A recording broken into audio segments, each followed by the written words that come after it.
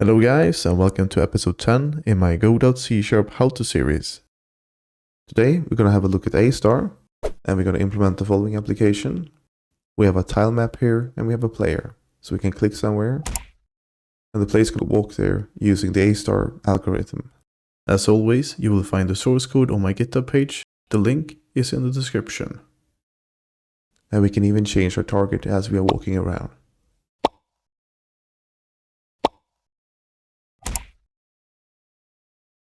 Alright, let's get started. I have prepared two folders here, A star with the graphics for the blocks, and also a player folder with the graphics for the walk animation. And that's pretty much it. So we're going to click here on 2D scene, and rename this guy to main. Click a scene, save scene, and let's save the main scene in the scenes folder. So click on save. Then right click the main scene, click on add shell node, and find the tile map here. And click on create. Then we're going to go here to tile set and click new tile set. Click on cell, and we're going to set this to be 32 by 32. Click on the tile set and drag in the A star blocks. Click on new single tile. Click on the first guy here. Then click on new single tile again and click on the second guy. And if you click on the tile map now, we can now draw with these two. Like so. I'm quickly going to draw out the map here, and we'll continue from there. And here we have the tile map. You can draw this exactly however you want. So press Ctrl S to save. Next, we're going to create a new scene. So click on scene, new scene, click on 2D scene, and rename this guy to A star path. Then right click to A star path here and click on attach script. Then make sure this is a C# script. Click on the folder, go to scenes, A star, and save this as astar.cs. Click on open and click on create. We can now minimize, and let's create the player as well. So click on scene, new scene, 2D scene, rename this guy to player, go to scene, save scene, go into the player folder, and let's save this as player.tscn. Then we're going to save the A star path as well. So click on scene, save scene, go into the scenes folder, the A star folder, and save this as astarpath.tscn. Click on save. Before we continue, we can see that we have a few pixels down here that are not part of the screen. So we can go here to project settings, and we can also click here on rendering in 2D and make sure that use GPU pixel snap is on here. So it's going to look nice and pretty when you're rendering these things out as pixel art. Also scroll down here to display and click on window, and let's add the 8 missing pixels down here, like so. And also we can go down here to mood for stretch and set to 2D, and set this to keep the aspect ratio, like so, and click on close. So if we click on play now, and click on select current for the main scene. And now we can see the map here. Let's close this guy down. We can go and have a look at the documentation on the Godot website. And this is what we have here. We can read that A star is a computer algorithm that is widely used for pathfinding and graph traversal. And the minimum thing we need to do is to manually add points and create segments manually with connect points. Then you can test if there is a path between the 2 points with the rPointsConnected function. Get the path containing indices by getIdPath, or one containing actual coordinates with getPointPath. Okay, there's a couple of things we're going to use in the A star here. So let's click on the back arrow where I have the previous page for the A star 2D. In here, we are going to use a couple of these guys. We're going to use addPoint, and we're also going to use hasPoint to see if the point exists. And we're going to use connect points, this guy here, and finally get point path here. So these are the minimum things we need. With A star, you can also use weight. That means that each tile can have a different weight. Let's say you're creating a civilization game, then you have tiles that have a more weight, like a mountain. So if you want to go on the mountain, it's going to cost more movement points. But we are not going to look into that today. We're going to keep it simple. And for those of you that really want to dig into A star, I can recommend you go to this link right here. And this is Amit's thoughts on pathfinding. And here you will find a lot of information about these things here.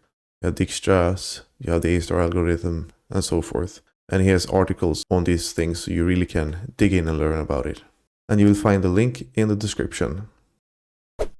Now let's open up the A star path script we have. And here we're going to add a couple of variables. First of all, we have the visualize A star path, which is if we should draw the path visualized on the screen. Then we have the variable use diagonal pathfinding, which is going to be a checkbox inside of the inspector, so you can toggle if you want to use diagonal pathfinding or not. Then we have the non-walkable tiles area here, which will store all the tiles that the player cannot walk on. Then we have the path node list, which will contain the final path that the player is going to walk on. And we need to use using system.collections.generic here to get the list. All right. Then we also need to have using system.link to convert the array to a list later. Then we're going to have the tile map world, which is the tile map to find a path on.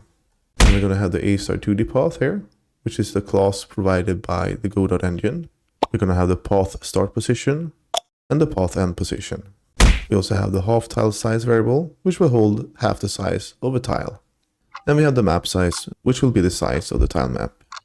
Here inside of the ready method, we're going to add the following: set as top level. So you can see here, if enabled, this canvas item will not inherit its transform from parent. Its draw order will also be changed to make it draw on top of other canvas items that are not set up as top level. So if you have a node that is connected as a child node, but you want this guy to not inherit the transforms like the position and so forth, then you want to call this thing right here. And our use case here is that when we are calling draw to draw the path, we don't want it to inherit the transforms from the player. Underneath the ready method, we're going to have the following method called getTileMapBounds, and this will get the rectangle enclosing the used non-empty tiles of the map. In our case, the map is going to start at 0.0 and going to stretch to the size of that rect that we found in the tilemap world here. Next, we're going to add a method called isTileOutside the tilemap. This guy takes in a vector2 for the tile. So here we check if the tile position is outside of the map bounds, so less than 0 for the x and y position, or larger than the map size.x and map size.y position here. If so, we return true, otherwise we return false. The next function we're going to add is the following, and this is called calculate unique tile identifier. And we need this method to calculate a unique ID that can be used in the A star pathfinding. There are different ways you can calculate unique IDs, but this is a guy I'm using here. Our next method is the following: set path start position. So it takes in the vector2 value here. If the non-walkable tiles contain the value here. If so, we're going to return out of the method because we cannot place the tile as a start position here. Otherwise, if the tile is outside of the map, we're going to return out of the method because we cannot set a tile outside of the map as a start position. If we pass these checks, then we're going to set the start position to the provided vector2 value here. Then if the path end position is valid, and the path end position is not the same as the start position, then we're going to calculate the A star path here. And we'll get to this guy in a moment. Next, we have the set path end position, and this is basically just the same as the one above, but we're only going to set the path end position here. Our next method is to calculate A star path, and here we calculate a unique tile identifier here that we talked about earlier for the start position here and also for the end position here. And here we have getPointPath, and as you can see, it takes in two IDs that will represent the tile that we're going to connect the points between. So the tile start ID here and the tile end ID here. And we're going to convert this to a list. So this is why we needed using system.link, so we can convert the array to a list. Our next method is the add walkable tiles method, which takes in the array here for the non-walkable tiles. So first here, we create a new array for the walkable tiles. Then we're going to loop through all the tiles on the map. And we're going to get the tile at the XY position here. And if the list of non-walkable tile contains this tile, then we're going to go to the next tile in the loop. Otherwise, we're going to add a tile to the walkable tiles list here. And we're going to calculate the unique tile ID here. And we're going to add the tile to the list of points here, using the calculated tile ID there. And finally, we return the list of walkable tiles. Next, we have the method connect walkable tiles, which takes in the array of walkable tiles here. So we loop through all the walkable tiles, and we get a unique tile identifier for the tile we are looping over. And here we create a vector2 with a list of the neighboring tiles. Here we have the tile we are looping over right now, and we're going to check up, down, left, and right tiles here, which are these guys right here. So we loop through all the neighboring tiles, the right, left, above and below tiles. And here we calculate the neighboring tile ID identifier. And we check if the tile is outside of the map, we're going to go to the next tile in the list. However, if the tile is not part of the A*2D path here, we're going to go to the next tile as well. And if we pass these tests, we will connect the neighboring tile to the current walkable tile. Next, we have the connect diagonal walkable tiles method, which is almost identical to the guy up here. But we're going to check all the 8 tiles around it as well. So we're going to loop here over 9 tiles. And as you can see here, we're saying tile x plus x minus 1. That means we're going to start up here in the corner and loop all the way down to this corner. Alright, so we get the neighboring tile here. Then we calculate the unique identifier for the tile. And if the neighbor tile found is the actual tile, so because we are looping over all these 9 tiles, we don't want to include this guy. Or if the tile is outside of the map, then we're going to go to the next tile in the loop. And if the tile is not part of the A*2D path, we're going to go to the next tile in the loop. If we pass these checks, then we're going to connect the neighboring tile to the current tile. Our next method is the init A* pathfind. And in here, we first get the tile map bounds. Then we calculate the half tile size here. Then we get the non-walkable tiles, which is tile 0. So if we go to the Godot editor and have a look at the tile map, we can see that tile 0 here is going to be this block that we cannot walk on. Alright. Then we're going to get the walkable tiles list. And if we want to use diagonal pathfinding, we're going to run the connect diagonal walkable tiles method here. Otherwise, we run the connect walkable tiles method. Then we set the start and the end position to vector at 0 here. And we need to rename this method to be a little bit nicer. Like so. Alright. Our next method is going to be the set A*path method, which is the method that we call on the A*path script here to set the start and end path. So here, we check if a tile map has not been provided to the A* search. Then we're going to write an error to the console here. We need to specify which tile map the A* path is going to work on. So if a tile map is set, then we're going to update the path start position to the start position that we are passing in here. And we're going to update the path end position to the end position we are passing in here. And we are mapping this from world coordinates to the tile map coordinates using the world to map method. Then we check if both positions are valid tiles to build a path between. And if so, we're going to calculate the A* path here and return true. And if the path could not be built, we're going to return false. Our next method is the draw method here. We first check if the path should not be visualized, and if so, we return out of the method. Otherwise, we're going to get the path node list here, and if the path is null or the path doesn't contain any nodes, then we don't have anything to draw, so we can just return. Otherwise, we're going to get the path start node and the path end node here. And we're going to set the last path position here to the start position, and we add half the tile size to center the line here that we are going to draw. Then we loop through all the nodes of the path. We're going to get the current path position. So we're going to map this value here to world coordinates. It's going to be the path. And this is the node and its x and y position plus half the tile size here. We're going to draw a white line from the last path position to the current path position. And here, if we're on the second node, we're going to draw the red circle at the start position, the last path position. And we're going to draw a white circle at the current path position. This is so that the red circle will be drawn on top of the line instead of underneath it. Then, if it's an end node, we're going to draw a green circle. Otherwise, it's a node in between the start and the end nodes, so we can just draw a simple white circle here, a little bit smaller. And then, we're going to set the last path position to the current path position. So we are basically moving through the nodes to draw this stuff.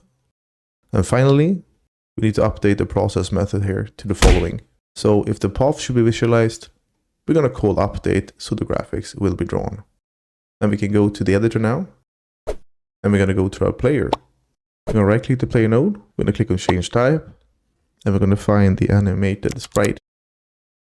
And click on change. Click on frames. Click on new sprite frames. Click here again. Let's rename this guy to idle. And click here on add frames from a sprite sheet. Go to scenes, player, GFX. Click on the walk animation, click on open, and here we need to have vertically 1, horizontal 6.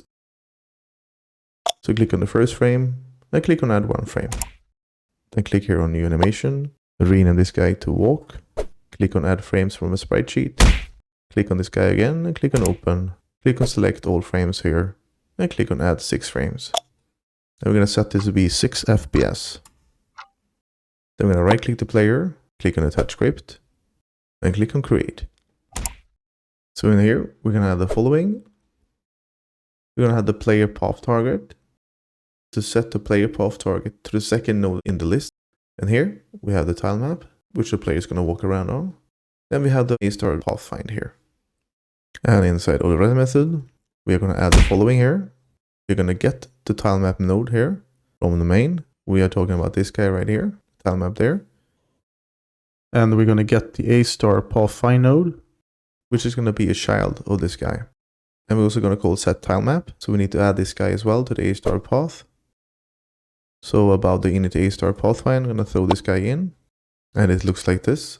We're just going to set the tile map, which we're going to perform the A-star pathfinding on. And we're going to call init A-star pathfind here. All right. Go to the player.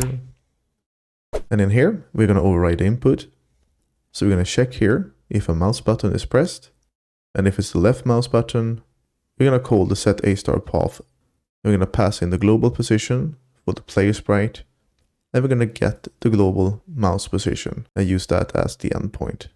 And if this returns true, that a path can be found, we're going to set the player path target to be 1, which means the second node in the list on the path, so the player will start to walk there. And we're going to have the following method here, called walk path. We check here if the player path target has not reached the end node in the list. If so, then we're going to get the target node to walk towards, which is going to be the player target node here in the path node list. And we're going to add half a tile size so the player will walk towards the center on the tile. Then we're going to rotate the player towards the target node here. Then we're going to move the player towards the target here. So we're going to take the player's position and call the built-in move toward method. We're going to go towards the target node. And this is going to be the speed that we are walking with, multiplied with the delta. Then, if the player has reached the target node, we're going to set the next node in the path node list as the target. And while we are doing this, we're going to play the walk animation. And if the player has reached the final node in the path list, we're going to play the idle frame. And finally, we're going to overwrite the process function with the following, where we're going to call the walk path and pass in the delta here. Alright, so let's go to the editor, go to the player node, right click the player, click on instance child scene, and find the A-star path and click on open like so. Now we can right click this guy and make him local. Press Ctrl S. Go to the main scene, right click the main scene, instance child scene, click on the player, and click on open. Let's try this guy out. We're going to have the player up here and he's going to be super big. We can scale him down a bit. Click on the player node, go to transform and set the scale here to something like 0.35. Now let's click on play. And that looks a lot better. And in the main node, we can zoom this guy out a bit and we can move the player to a better position. So we can grab the move tool here, set him somewhere like there. And we can go here to transform and we can rotate this guy around a bit as well. Like minus 90 degrees. So it's going to stand looking that way instead.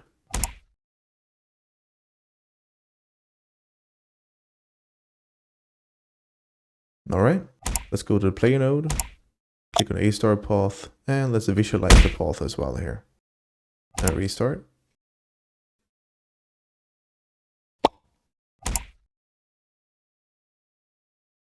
Right now the path is being drawn over the player.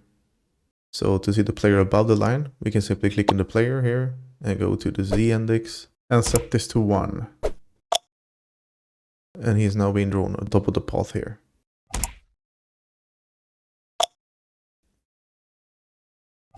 So we can now do some nice fancy pathfinding here. And for fun, we can go here to the main and we can actually duplicate the player a couple of times. And let's move him around.